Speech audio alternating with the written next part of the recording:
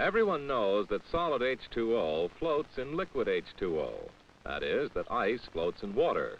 And there doesn't seem to be anything surprising about this. The solid is evidently not so dense as the liquid. And in fact, this behavior of paraffin is characteristic of most substances. Generally speaking, a given substance is denser that makes it behave in this unusual fashion. First, to give us a basis for comparison, consider a more typical substance, benzene. We have some benzene, which is in the process of melting. Go 8. The benzene is remaining at 5.5 degrees, which is close to its melting point. As the benzene absorbs heat and melts, it expands, forcing some liquid up this narrow tube. The benzene continues to melt as it absorbs heat. Now the benzene is all liquid, and it is still absorbing heat. The temperature has begun to rise above the melting point. As the liquid benzene becomes warmer, liquid benzene becomes, the greater the volume it occupies, or in other words, the less dense it becomes.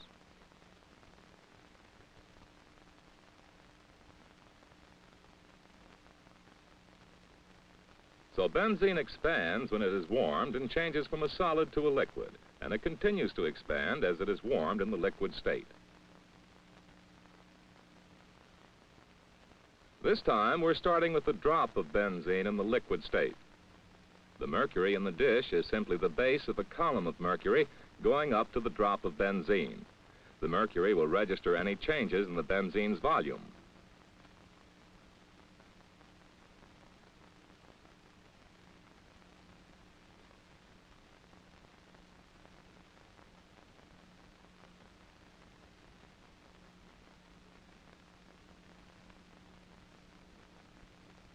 In order to raise the temperature of the drop of liquid benzene, hot water is being circulated around it.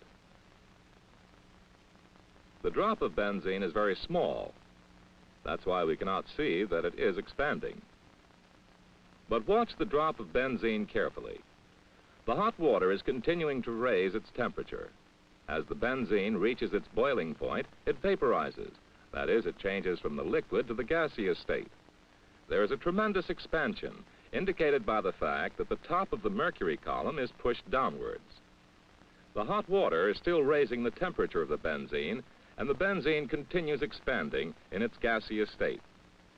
So it seems that at any point, an increase in temperature causes benzene to expand.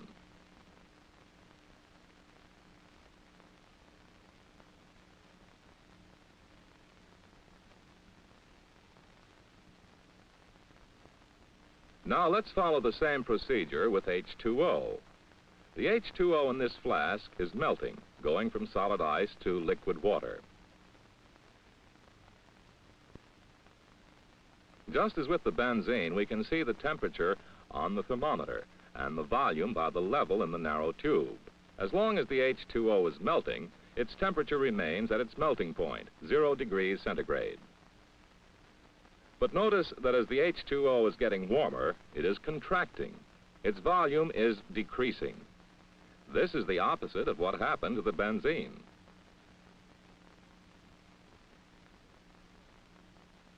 The H2O is still absorbing heat. The last particles of ice melt into liquid water.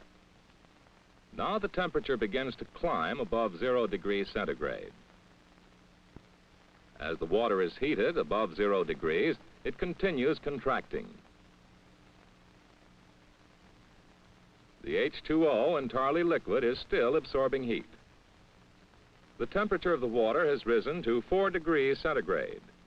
And now the level of the column of water in the tube seems stationary. Even though the water is still absorbing heat and its temperature is rising, it is no longer contracting.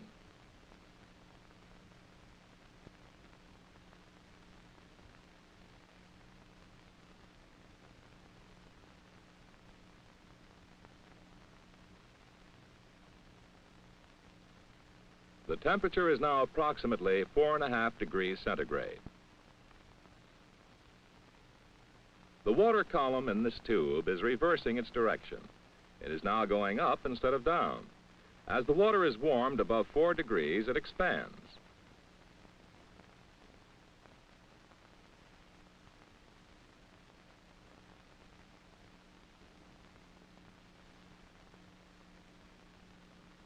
The temperature of the water is up to 10 degrees, and it is continuing to expand or increase in volume.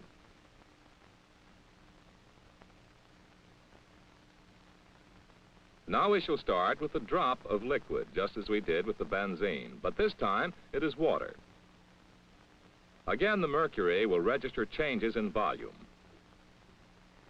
A hot bath is used to raise the temperature of the water. The water reaches its boiling point and expands as it's vaporized into gaseous steam.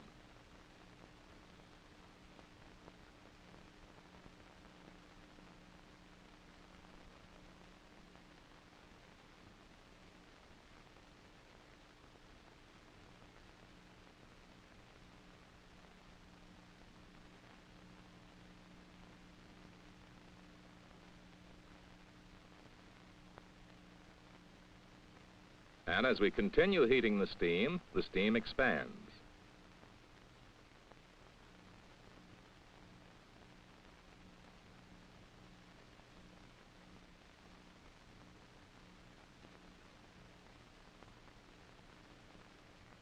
In general, H2O at a temperature of 4 degrees or above increases in volume with any increase in heat.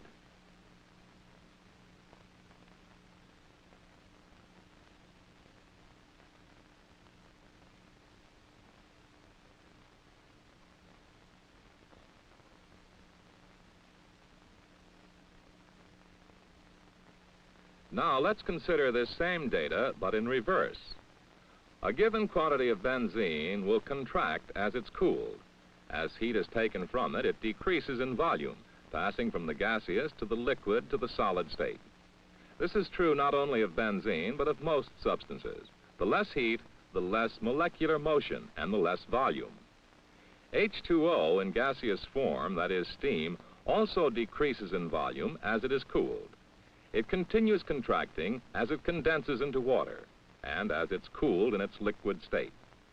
But when cooling water reaches 4 degrees centigrade, it begins to expand, and it continues expanding as it freezes into ice.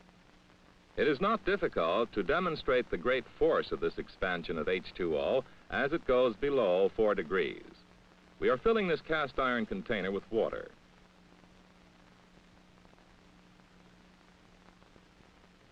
And now we screw the handle tightly into position.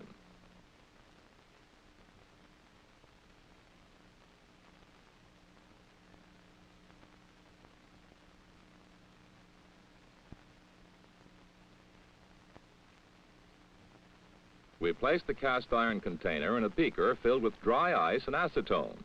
This mixture of dry ice and acetone has a temperature of about -80, well below the freezing point of water, and should therefore freeze the water inside the cast iron container into ice quickly.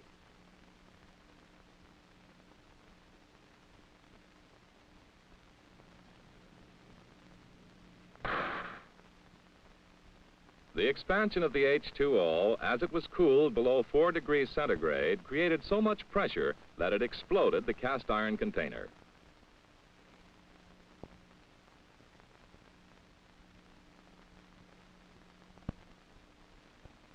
Most other substances contract when freezing.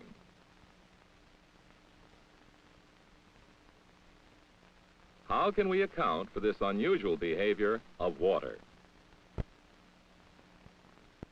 Well, we know that it takes energy to separate the hydrogen and oxygen from water. We usually use electric energy. This is because the hydrogen and oxygen are held together by bonds. Here is a highly simplified representation. The electrons of the 2 hydrogen atoms are shared with the oxygen atom in a molecule of H2O. But because the oxygen nucleus has a greater positive charge than the hydrogen nucleus, the shared electrons are more closely associated with the oxygen nucleus than they are with the hydrogen nucleus. This electron arrangement makes the water molecule relatively negative at the oxygen end and relatively positive at the hydrogen end. It's been determined that the hydrogen atoms attached to the oxygen atom are at an angle of about 105 degrees. This bent shape increases the polarity of the H2O molecule. Thus, it's possible for a number of H2O molecules to bond to each other, positive ends to negative ends. In steam or hot water, the H2O molecules are relatively far apart, and there is relatively little bonding. As water is cooled down to 4 degrees, the molecules come close enough together for many of these bonds to form. As you can see, when the molecules are all bonded together, they take up more space. The bonding of H2O molecules is called hydrogen bonding because it occurs at the hydrogen end of the molecule. Water expands when cooled below 4 degrees because the water molecules join to form a loose open network, which is why ice is less dense than water and floats on water. Even well above 4 degrees, there is enough hydrogen bonding in water to cause the molecules to cohere or stick together strongly. A drop of water holds its spherical shape.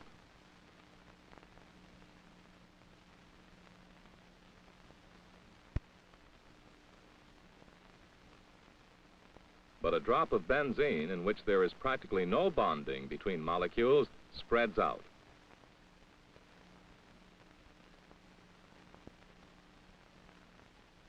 The same hydrogen bonding is responsible for what is generally called the surface tension of water. It's quite easy to float a razor blade on water because of the linking of H2O molecules to each other.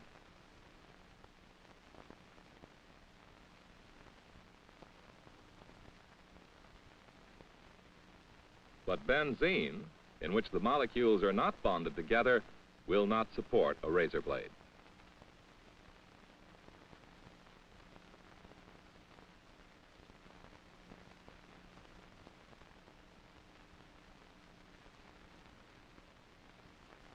Much of the familiar behavior of water, such as its cohesion and surface tension, and its expansion when it freezes, is a result of hydrogen bonding.